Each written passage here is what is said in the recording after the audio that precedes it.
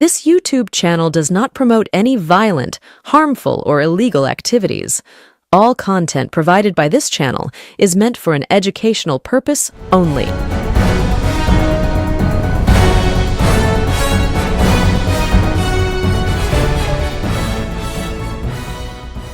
নমস্কার, আমি প্রতিবেদক সায়ন্তন চক্রবর্তী। আপনারা দেখছেন বঙ্গচক্র ইউটিউব চ্যানেল। আজকের পর্বটি অত্যন্ত গুরুত্বপূর্ণ, তার কারণ ইতিমধ্যেই আপনারা এই পর্বের যে ভিডিও তার থাম্বনেলে দেখতে পেয়েছেন। ফেরত দিতে হবে কি লক্ষ্মীর ভান্ডারের টাকা? লক্ষ্মীর ভান্ডার কি বন্ধ হবে? কেন উঠছে এই প্রশ্ন? সেই সমস্ত কিছুর জবাব আজকে এই পর্বে আমরা দেব। কিন্তু তার আগে ইতিমধ্যেই আপনারা জানেন যে শুভেন্দু অধিকারী এর আগে মন্তব্য করেছিল, অঙ্গ হয়েছে, কলিঙ্গ হয়েছে, এরপরে বঙ্গ হবে। অর্থাৎ উড়িষ্যা বিহারের পরে এবার বাংলা দখলের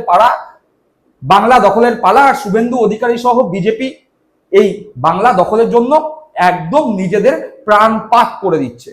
আমরা কি দেখতে পেয়েছি বিহারের ভোটের সময়? আমরা দেখতে পেয়েছি বিহারের মুখ্যমন্ত্রী নীতিশ কুমার বিহারের মা বোনেদের অ্যাকাউন্টে হঠাৎ করে 10,000 টাকা পাঠিয়ে দিলেন, এবং এই 10,000 টাকা পাঠানোর ফলে বিহারের মা বোনেরা ঢালাও বিজেপিকে ভোট দিয়েছিল। কিন্তু তারপরেই ছন্দে পতন। কি হলো? বিজেপি জোট সরকার তো বিহারে ক্ষমতায় আসলো, কিন্তু এই জোট সরকার যাদের ভোটে ক্ষমতায় আসলো সেই বিহারের মা বোনেদের অ্যাকাউন্টে যে 10,000 টাকা করে এককালীন দেয়া হয়েছিল, ক্ষমতায় আসার পরেই সেই 10,000 টাকা ফেরত নেওয়ার জন্য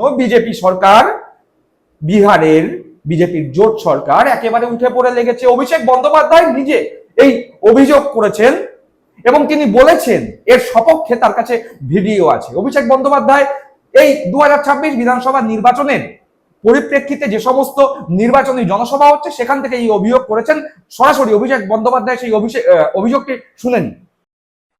আমি আসার সময় একটা ভিডিও পেলাম, বিহারে নির্বাচনের আগে মহিলাদের 10,000 টাকা করে দেওয়া হয়েছিল। নির্বাচন হয়ে যাওয়ার পর বাড়িতে বাড়িতে গিয়ে এখন বিজেপির নেতারা 10,000 টাকা ফেরত চাইছে আর বলছে যে দেবে না তার বিরুদ্ধে বুলডোজার চালানো হবে। আমার কাছে ভিডিও রয়েছে, বিজেপির নেতাদের চ্যালেঞ্জ করব, যদি এরা প্রমাণ করতে পারে যে নরেন্দ্র মোদীর ভিডিও কলকে আমি চালিয়েছি সেই ভিডিও মিথ্যে, যদি প্রমাণ করতে পারে বিজেপির নেতারা বিহারে গিয়ে মায়েদের কাছ থেকে টাকা ফেরত চাইছে না, তাহলে যা শাস্তি দেবে আমি মেনে নেব। আমি আসার সময় শুনলেন অভিষেক বন্দ্যোপাধ্যায় সরাসরি বললেন যে 10,000 টাকা করে তো দিয়েছিল, কিন্তু 10,000 টাকা দিল ভোটের আগে, ভোট নেওয়া হয়ে গেল, ভোট মিটতেই 10,000 টাকা ফেরত নেওয়ার পালা। বিজেপির নেতারা যে সমস্ত মা বোনেরা 10,000 টাকা করে অ্যাকাউন্টে পেয়েছিল তাদের কাছ থেকে টাকা ফেরতের জন্য রীতিমতো পিড়াপিড়ি করতে শুরু করেছে। এবার অনেকেই বলছেন অভিষেক বন্দ্যোপাধ্যায় এই কথা মিথ্যে বলছেন, হাওয়ায় কথা বলছেন, কিন্তু অভিষেক বন্দ্যোপাধ্যায় একটা কথা বলেছেন যে এই কথার সপক্ষে তার কাছে প্রমাণ আছে, ভিডিও আছে। সেই ভিডিওটি কি দেখবেন, যেখানে দেখা যাচ্ছে বিহারের মা বোনেরা রীতিমতো নরেন্দ্র মোদী নীতিশ কুমারকে গালাগাল করছে, তাদের বিরুদ্ধে উষ্মা প্রকাশ করছে। তারা বলছে 10,000 টাকা আমাদের অ্যাকাউন্টে দিয়েছো কেন? যখন ফেরত নেওয়ারই ছিল তাহলে অ্যাকাউন্টে দিলে কেন? আমরা সেই টাকা খরচা করে ফেলেছি, আমাদের ঘরে বাচ্চা রয়েছে, কোথা থেকে আমরা সেই 10,000 টাকা ফেরত দিতে পারবো? হ্যাঁ, 10,000 টাকা আমরা ফেরত দিতে পারি, কিন্তু তাহলে আমাদের ভোটও এবার ফেরত দিতে হবে। এরকম কথা অভিষেক বন্দ্যোপাধ্যায় বা তৃণমূল কংগ্রেসের কোন নেতাকর্মীর কথা না, এরকম কথা বিহারের সেই সমস্ত মা বোনেরা যারা বিজেপিকে ভোট দিয়েছিল সেই সমস্ত মা বোনেদের কথা। দেখুন সেই ভিডিওটা। मौजूद हूँ जाले विधानसभा क्षेत्र अंतर्गत अहियारी गोट गांव में, अहियारी दक्षिणी में। इस गांव में जीविका के तहत जो 10,000 रुपए चुनाव से ठीक पहले रेवड़ी बांटी गई थी नीतीश कुमार के द्वारा, उसको वसूलने का सिलसिला जारी हो गया है। इस गांव में लगभग 12 से 14 लोगों को नोटिस आया है और नोटिस के जरिए इन लोगों के अकाउंट में जो 10,000 रुपए आए थे वो मांगने का पहल शुरू हो गया है। गांव के लोग परेशान हैं, इधर उधर का चक्कर लगा रहे हैं, भटक रहे हैं। लोगों को नोटिस आया, पैसा मांगा जा रहा है, क्या कहिएगा? का कहेगा? मोदी के गरज रहे वोट लेवे के तो वोट ले घूस द के अखनी कहाँ से लोग गरीब लोग देते पैसा? कहाँ से? ना है गरीब लोग के पैसा, खाए पर आफत है, पैसा कहाँ से देता? पैसा खर्चा हो गया। हाँ, खर्चा हो गया, माल जाल किन लिया, सब खर्चा हो गया, गरीब वही खाता है, कति खाता है। क्या कह रही है बाजी? हम तो कह रही है जो गरीब आदमी छी, मसमात आदमी, हमारा बाल बच्चा है, 10,000 हमारा रुपया दो दिलक, हम मांगे नहीं गेलिए मोदी से, हमारा 10,000 रुपया दो दिला। अब हम उनका कहाँ से देवे? माल जाल खरीद ले, खर्चा कर ली बाल बच्चा में, अब उनका हम कहाँ से रुपया देवे? वोट दो दिले, रुपया सही गेले, पहला तो मांगे ना गेलिए। आप लोगों को लालच दिया था? हाँ, लालच वोट के लिए, तो हमरो वोट वापिस कर दिए।